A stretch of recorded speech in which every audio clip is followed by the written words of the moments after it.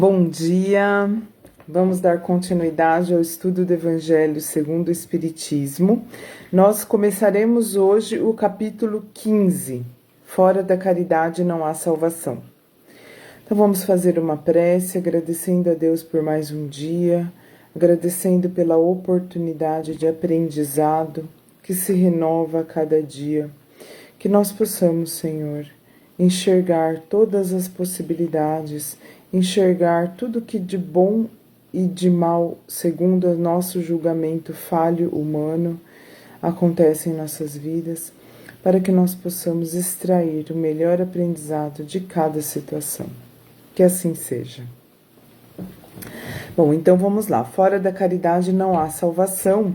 O primeiro item tem o título: O que é preciso para ser salvo? É a parábola do bom samaritano, tá? E aí, essa parábola é aquela que diz, que é quando Jesus diz: tive fome, me destes de comer, tive sede, me destes de beber, tive necessidade de abrigo e me abrigastes, estive nu e me vestistes, estive doente e foste me visitar, estive na prisão e vieste me ver. E quando Jesus diz isso, as pessoas para quem ele... Na história, né? Na verdade não foi ele que disse, isso faz parte de uma parábola em que os personagens da parábola disseram isso. E aí a pessoa para quem ele disse perguntou: mas quando eu fiz isso? Quando eu nunca te dei comida, eu nunca te dei abrigo, eu nunca te dei água, eu nunca fui te visitar na prisão. E aí Jesus diz: quando fizestes isso a um ser humano necessitado, é a mim que fizeste. Então, todas as vezes que fizeste isso a um de meus irmãos mais pequeninos, foi a mim mesmo que fizestes. Então, Jesus está dizendo que cada vez que a gente que a gente ajuda alguém, a gente está como se a gente estivesse dando essa ajuda a ele, a Jesus. Todas as vezes que deixaste de dar assistência a um desses pequeninos, deixaste de fazê-lo a mim mesmo. Então, da mesma forma que quando a gente ajuda, a gente está ajudando Jesus, quando a gente deixa de ajudar, é a Jesus que a gente está negando ajuda. Isso está em Mateus 25, 31 a 46. E aí, as explicações aqui do Evangelho segundo o Espiritismo dizem o seguinte: toda a moral de Jesus se resume na caridade e na humildade, que são as duas virtudes contrárias ao orgulho e ao egoísmo. Então, se a gente for resumir tudo que Jesus ensinou, se a gente for inclusive verificar, ver qual que seria um mandamento que resumisse todos os outros, seria esse, seria o da caridade, o de amar ao próximo como a si mesmo e amar a Deus sobre todas as coisas e ao próximo como a si mesmo. Esse é o resumo de toda a lei, né? De todo o ensinamento que Cristo veio nos trazer. Então, e aí tem aqui diversos exemplos, né, de situações em que Jesus deixou isso claro, que a maior virtude é a caridade e que o contrário da caridade é o egoísmo e o orgulho. Então, as maiores virtudes são humildade e caridade, e o contrário a isso é o egoísmo e orgulho.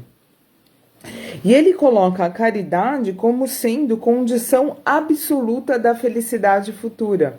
É condição, ou seja, sem isso não existe nenhuma possibilidade de felicidade na vida futura. E essa vida futura é a vida espiritual, é a vida que Jesus deixou claro, né, que não existe aqui na Terra o reino em que nós seremos felizes e viveremos plenamente a lei de Deus.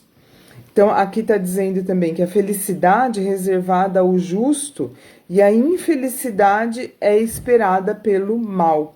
Então, ser justo leva à felicidade e maldade leva à infelicidade. É simples, né? Só não é muito fácil, mas é simples. Então, ele diz aqui também o seguinte, que quando chegar o momento do julgamento, ou seja, o momento em que nós olharemos para a nossa própria consciência e para verificarmos se a gente agiu da forma como Jesus ensinou, se a gente teve humildade e caridade, ou se a gente foi egoísta e orgulhoso, o que nos será perguntado não será sobre formalidades, não será sobre práticas exteriores, será perguntado apenas sobre a prática da caridade. E nem será perguntado também qual a nossa crença, qual a nossa religião. Isso não tem a menor importância desde que se pratique a caridade. Na verdade, as religiões, as crenças, as buscas espirituais no sentido religioso não são nada além de uma ferramenta para nos ensinar a ter caridade, para nos convencer a sermos caridosos. Então não importa qual nome que ela tem, não importa da origem, não importa de onde que ela vem, não importa se é igual a mim ou se não é, importa se nos ensinou a ser caridosos, se nós colocamos isso na prática.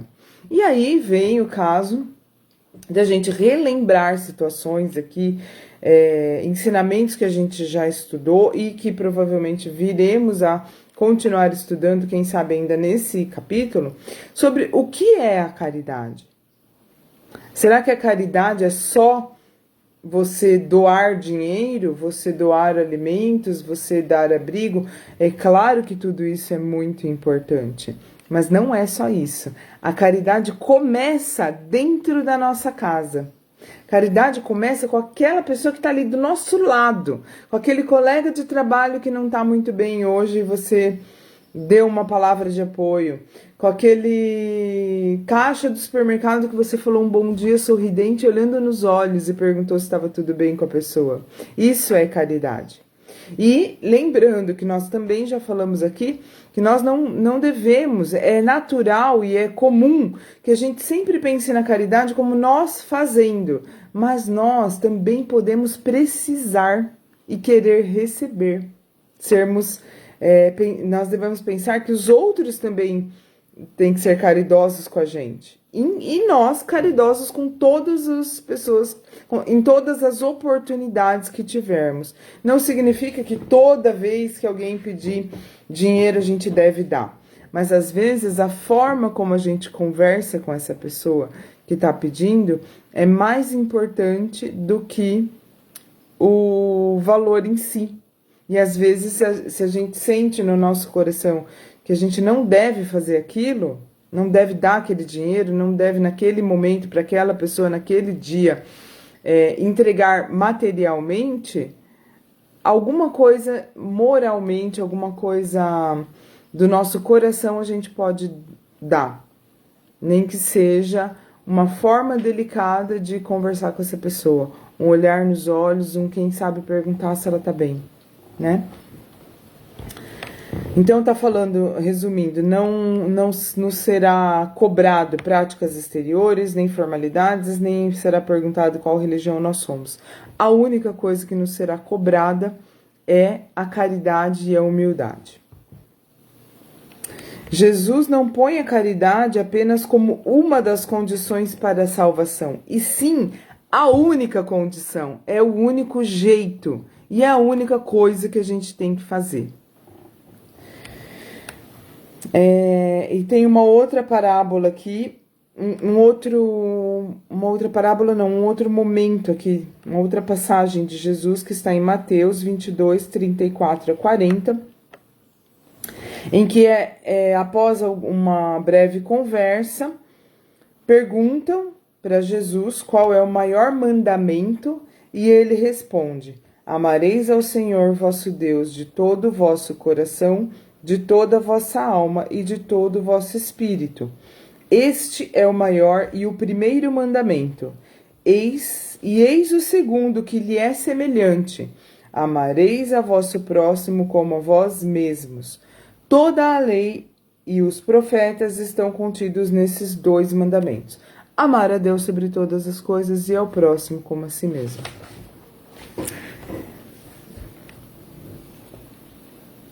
E aí ele conclui, finaliza esse ensinamento dizendo: não se pode verdadeiramente amar a Deus sem amar ao próximo.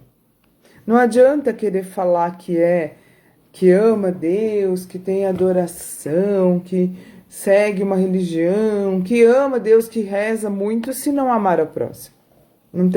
Não faz sentido. Por quê?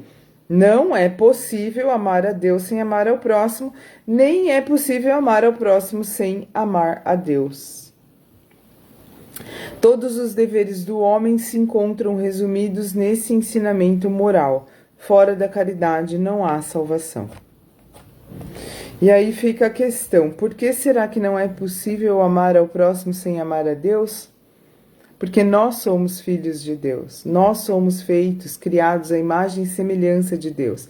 E Jesus disse: quando você faz o bem para alguém, é para ele que você está fazendo, mesmo que você não saiba, mesmo que você ache que Deus não existe, mesmo que você não acredite, mesmo que você não ame Deus. Você amando o filho dele, você está amando a ele de forma indireta e talvez inconsciente, mas real.